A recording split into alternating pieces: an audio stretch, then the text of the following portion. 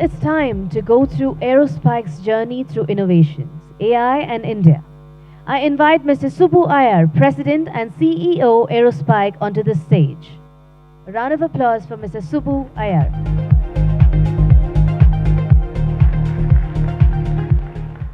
Good morning. So I'd love to be in India because you always get my last name right. Everywhere I travel, they usually call me Liar because the I and the L gets confused. So, anyways, good morning. Great to see a massive crowd here. I think we have an overflow room also where people are seated, and then I believe this is also being streamed online, so that's great.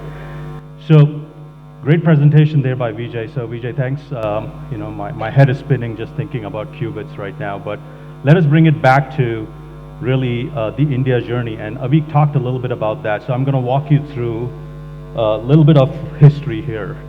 Most of you guys are familiar with this Digital India initiative, which was launched by the Prime Minister way back in 2015. And there are three tenets of this particular initiative. The idea was to provide digital infrastructure as really a core infrastructure for every citizen.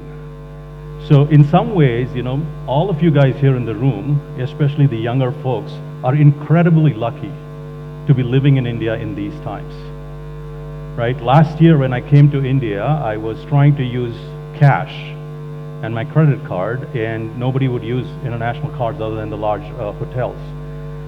So I still haven't figured out how to make UPI work with my US account, but I'm sure it will work. But it's just remarkable in terms of the journey that India has taken from a digital transformation perspective. And then building on that core infrastructure was the promise to launch services built on that infrastructure in various domains, not just in digital payments and healthcare across the board, which all of you guys are enjoying and will continue to enjoy as innovation happens in this.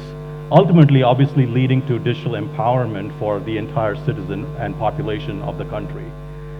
Now, when you think about it, all of this required some basic foundational elements, which all came together really beautifully.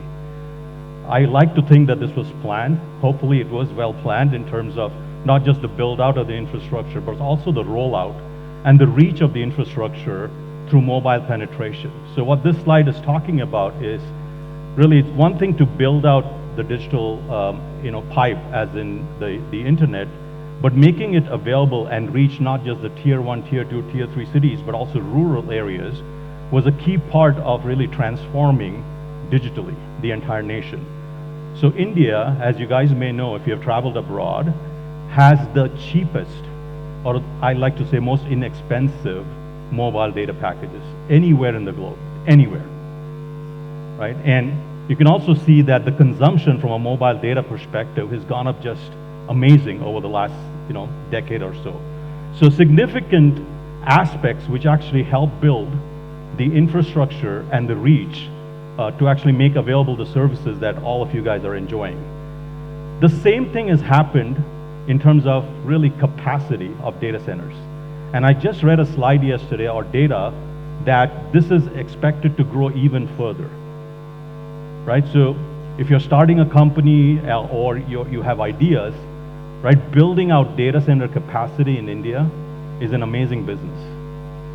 But I'll warn you, there's already like several large players, at least 7 that I know, that have entered this market and are investing a lot of money just to build out the capacity. So almost 90% growth that you can see here that is forecasted in terms of what is going to be available from a digital data center perspective. But this is going to actually be driven even further, as I said, and what's driving it is AI. So if you look at AI market size forecast in India, in 2023 it was forecast to be roughly in the $7-8 billion market, and it's expected to actually explode to about 20 billion roughly in kind of 2027. So roughly about 25 to 30% CAGR as far as AI market size is concerned in India. Now, what is driving and what's critical for AI is really data, right? If oil and electricity is what feeds the car, data is what feeds machine learning and AI. And all kinds of data are actually being used. So you can see on this chart, there's structured data, real-time data, you can see is the number 2 here. And then, you see a bunch of other kinds of data that actually are feeding AI. A lot of the data and a lot of the innovation, you heard Vijay talk about this, is actually going to go into usage of real-time data. And we are very fortuitous as Aerospike to be in this space for a long time. AI is actually an amazing opportunity that actually helps us as an organization, us as a company, actually build the next phase of Aerospike. But success in AI is not guaranteed. So this is a survey that the RAND Corporation did, and they looked at what are the reasons that AI projects fail. A lot of it has to do, as you can see, is miscommunication. So all of us in the room who love technology, when a new wave like AI or Gen AI comes across, we jump on board just because we love it, love to play with it, love to experiment with it, and without thinking about what business problems or what business outcomes am I trying to solve. So it begins with that, but you can see that the two which I've highlighted here actually play a big part as far as data is concerned. One is lack of necessary data to train the models. And I'll talk a little bit about that in an upcoming slide. The data is available, it's created, it's captured, but it cannot be used or applied. We have customers who tell us that they are only using about 20% of the data to actually train their models because it's very expensive, right? Either cost or there are infrastructure issues. So when you think about a new wave in technology, all the infrastructure and the elements that you built out for the previous wave no longer scale or work really well to leverage the new wave, in this case AI. So several reasons why AI success really is not guaranteed. And if you look at just specifically real-time data, the challenges we see are actually laid out on this slide. And it's very interesting because I think Srini can attest to this, that we used this slide even before Gen AI and ChatGPT became so popular. So we were talking about really usage of real-time data in general, but this applies to also tapping and using real-time data in the context of building next-generation AI-based applications. So one, it's basically slow access and throughput. Think about your own organization. Data is fragmented. If you are a bank or you're a retailer, for example, to get a 360-degree view of a customer is incredibly challenging, right? Because your retail bank stores data in a couple of different systems. Your wealth management stores its data in different set of systems. It could be the same individual, but to get a 360-degree view of what that banking relationship of that individual is incredibly difficult. So data is fragmented, it's siloed, and it actually limits your ability to innovate, this particular nature of data fragmentation.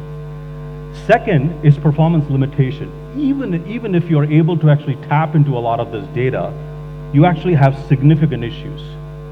And I think Vijay talked about it, Avik talked about it. The challenge in India is scale, right? It's not just scale from a data perspective. It could be scale from a usage perspective.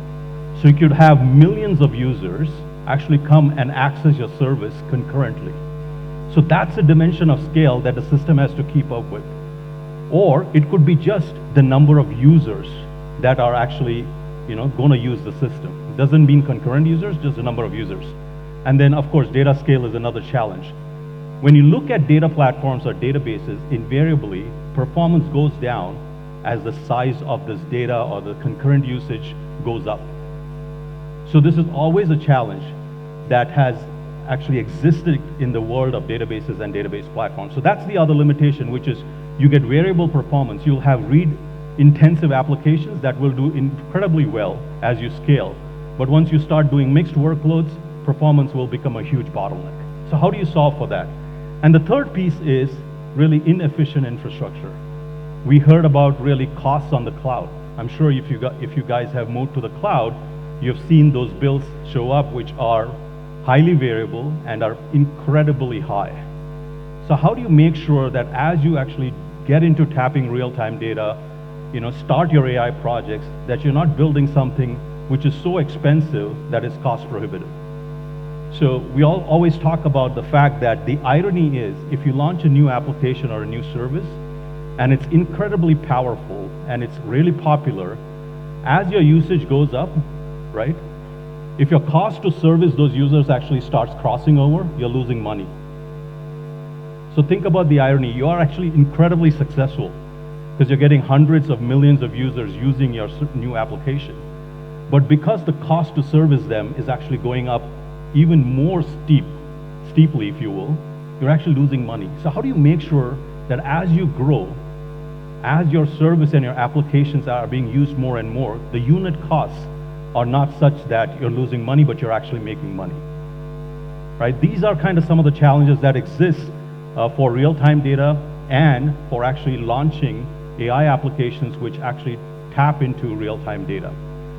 So Aerospike was built for this, okay?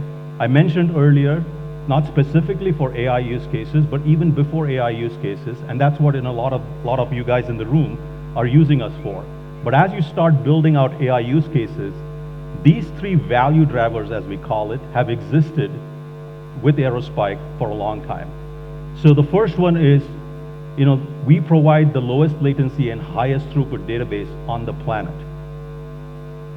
Okay, so I say that with a lot of humility, but it's actually true. There's nothing out there which can provide you a combination of the low latency and the high throughput that we provide. With the result that when you're thinking about building high, real-time AI applications, you'll be able to ingest and store data at incredible volumes and incredible speeds. The second is predictable performance and availability. What use will it be if you actually are able to tap all that data, build your new next generation AI applications, but then those services actually have availability issues?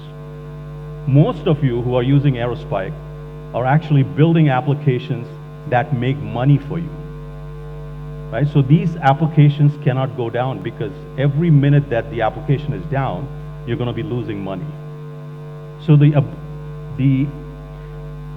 way to provide predictable performance and availability is really, really important for our customers, and this is what Aerospike was built for. Can you meet your SLAs? We have customers who've been running on the Aerospike platform for 10 years with no production downtime. It's unheard of in the world of databases and data platforms. So we built this, Srini is here in the room, and this was designed from the ground up to actually go and deliver this combination of predictable performance and high availability. And the last one is really, how do you do this while managing your budgets? Can you do this in an operationally efficient way? So because of our architecture with HMA or hybrid memory architecture, we are actually able to help you build these systems, scale these systems in a very efficient manner. Okay, so if you don't know about HMA, just look it up. You'll see where the core IP is, but you're able to actually scale out without actually breaking the bank, as you would call it. So this is what Aerospike was built for from day one, and will continue to actually serve really well in the age of AI. So I'm going to walk you through a couple of examples of customers here in India who have actually done this with us. So Dream11, who here doesn't know of Dream11? That's one trick question. Good. You guys got it right. So everybody knows about Dream11, the world's largest sports fantasy platform. Been with Aerospike for quite a few years, and they had a significant challenge as far as actually delivering the combination of predictable performance and availability. So you can see here, they were built before they moved to Aerospike using legacy infrastructure, significant issues from a customer experience perspective, and also meeting demands as far as their growth aspirations were concerned. So dial back to 2016, 8 years back, Dream11 had 2 million users. Okay, and they had these challenges when they were 2 million registered users on the Dream11 platform. You can see all of that, poor performance, costs going up, not able to really manage their infrastructure, and really terrible customer experience. Today, this shows 2023, Dream11 actually has 200 million plus registered users. And they're serving millions of concurrent users. So we all know this, which is, and when it's IPL time, just before the game, the platform opens up and everybody's crazily building their teams. And Dream11 sees a significant spike in its usage in that hour before the game. And it's very difficult without a platform like Aerospike for them to actually keep up. making sure the platform doesn't fail. Everybody is able to actually build their teams, compete with each other. So you can see some numbers here, just incredible. 1.3 million reads per second, 99.99% uptime. All of this, and the transactions are done in less than 15 milliseconds, even at peak load, okay? So think about actually building a system and architecting a system which can actually deal with this significant spike over a very small time window.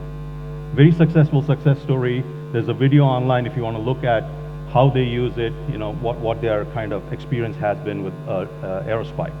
The second one I'll talk about is Flipkart. I don't know if there are any Dream 11 people here or Flipkart people here in the audience, but yeah, there are, so that's great. So you can think about Flipkart, and this is really about how they used Aerospike to drive operational efficiency within Flipkart.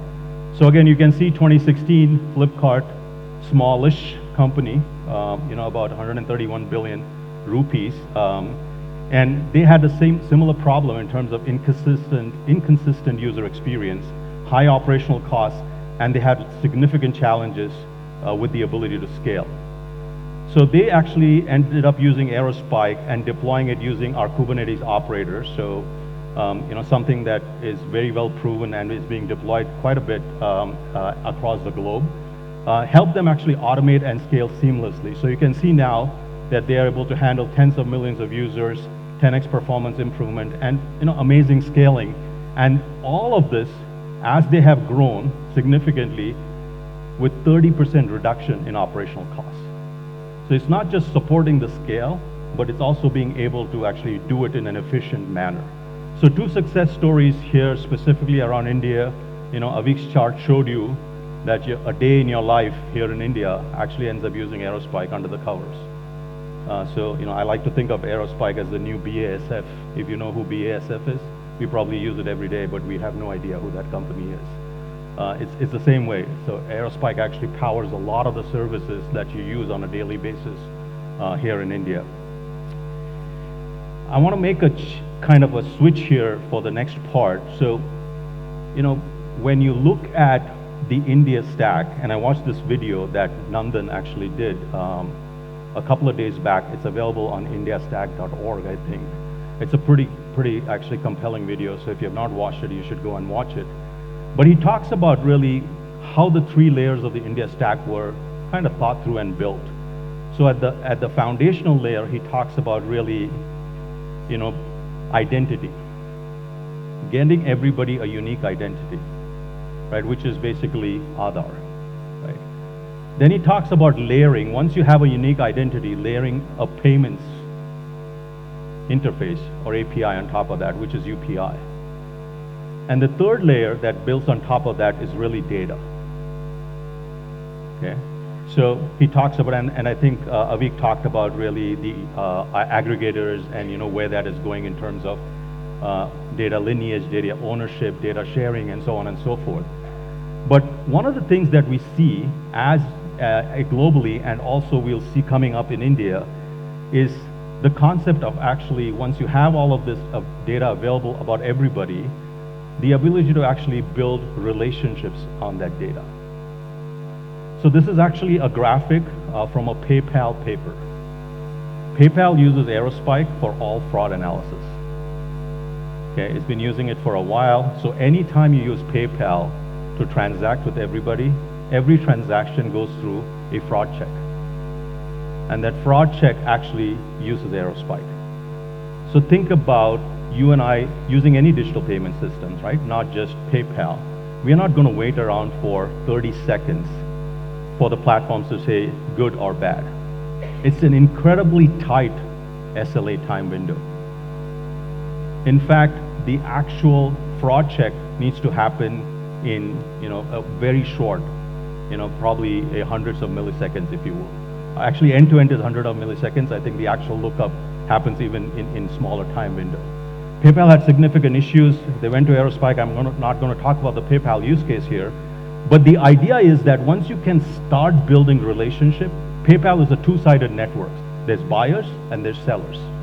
So anytime you're transacting, you're actually able to know who the other party is. You can actually graph out the relationships that I'm connected to Srini, who's connected to XYZ, and XYZ is a bad person, so maybe I'm a bad person. Right? You can start thinking about the art of the possible. So graph is something that we invested in because customers like PayPal were trying to do this on their own, and the Aerospike Graph Service was launched actually last year, and it's built on Apache Tinkerpop and uses Gremlin as a query language. And we built Aerospike graphs specifically for large-scale graphs. And this is very pertinent for a market like India, because as we talked about, the India challenges get compounded with the scale that we're talking about in countries like India. So this is available, customers are using it, and it's primarily actually optimized for large-scale graphs. So it scales actually really, really well. Think about the 3 value drivers that I talked about, and it's applicable for graph. And we're working on a vector solution which will be released shortly, vector search, again, for hyper-personalization. I'm sure you guys have experimented with it. But just like the graph solution that we talked about, vector search is something that is actually a layer which is abstracted, where the compute and the storage are actually disaggregated, right? So there's a separate compute layer where the vector search is running. You'll be able to see a demo here outside, so if you're interested, you should go and watch it for sure. My time is up, but I'll quickly walk you through what comes next. And I think Vijay mentioned this, really, unlocking enterprise data is kind of an area which a lot of customers are already doing. Because as you're using models, whether they are large language models or custom models or small language models, you want to make sure you're providing context to those models. You don't want the models to hallucinate. And the way you do that is actually use your, a kind of RAG kind of an application where you actually use your corporate data or a company data, which is resident within the organization, and use it to actually provide context to your model. The second piece is really we see the emergence of richer AI applications, okay, which can use multiple data models, not large language models, not multimodal, but multi-model. So think about this, and this demo is something that you'll see on stage here when Ashish comes and talks about vectors. So in this search, in this demo, you're actually looking for a blue Nike shoe. So the first part of the search is actually a key value search, which is retrieving the blue Nike shoe. The second, the middle tier, is actually showing you the similar items, which is actually a vector search, which is really good. Vectors are great at similarity searches. And the last part is really saying, hey, people who bought this item also bought these other items, which is really a graph search, all in the context of a single application leveraging a single database. You don't have 3 different databases, a vector database, a graph database, a key value database. This is all in the context of a single Aerospike database because we support multiple data models. So these class of richer AI applications is something that we'll see. Again, as I said, you'll see a demo of this come up. And the last part, I think, I think Vijay mentioned this. We call it continuous learning. So today, when you're training models, most of model training, if not all of the model training, is happening offline, right? Which is you're getting new features, you're getting new data, and you're training the model. And some do it, on a nightly basis and bring the model up to speed, if you will. Others are able to shrink that window. But what we really see is the emergence of continuous learning, so that as data is being created, as you're getting those features, you're actually feeding those to those models, and those are actually being used. That model is constantly learning, and it's being used to drive real-time decisions. This will obviously require a platform which is optimized for high-throughput, read-write, intense workloads, because you want to make sure that the data platform is able to keep up with it.